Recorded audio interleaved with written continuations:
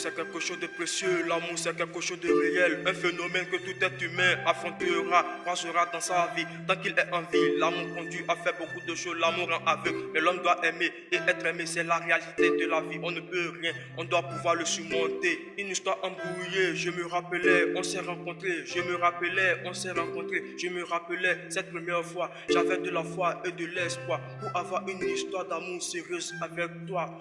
On s'est promis d'être heureux, remplir notre amour de paradis, de joie, de bonheur, partager, gérer notre amour dans les moments joyeux, dans les moments douloureux, dans les moments mystérieux. Je suis sérieux bébé, je veux avoir une histoire sérieuse, toi et moi. Promets-moi que tu as fait ton choix, que tu seras à moi et je serai à toi, pour le meilleur, pour le pire. C'est ainsi qu'un jour tu m'as dit que tu causeras avec ton père, j'irai faire sa connaissance, je n'ai pas refusé, c'était une bonne idée. Je me souviens, ce samedi 1er 6 2019, j'ai été voir ton père aux environs de 16h30. On a causé, il a bien raisonné, j'ai apprécié sa manière de réagir. Ensuite il m'a donné quelques conseils, j'ai écouté ses conseils. Je pensais que c'était quelqu'un de très simple, mais l'apparence est trompeuse. Il m'a affirmé que tu étais élève en classe de 3e. Je lui ai répondu que j'étais élève au CGZONG, mais maintenant je suis vitrier en formation. C'est ainsi qu'il m'a dit qu'il allait réfléchir, que de réfléchir il m'appellera. Je lui ai dit tout court, merci papa, avec respect. Je suis rentré chez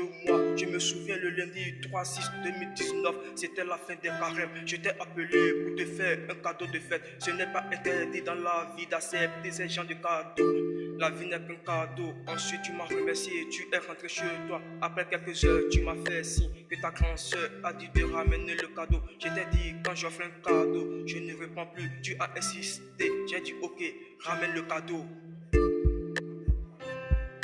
Je me rappelais ce jour-là, aux environs de 18h30, vous êtes arrivé, apparu avec ton père. Je vous ai vu, j'étais embrouillé, gêné.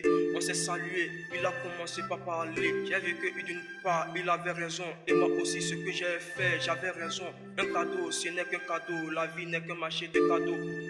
Il avait dit que tu n'avais pas faim. Je lui ai dit papa, c'est pas histoire de faim. Il voulait mettre le tort sur ma marate sur toi. J'ai dit de mettre le tort sur moi. Vous n'avez rien à voir dans l'histoire. Je ne pourrai pas narrer toute l'histoire. C'est plus fort que moi.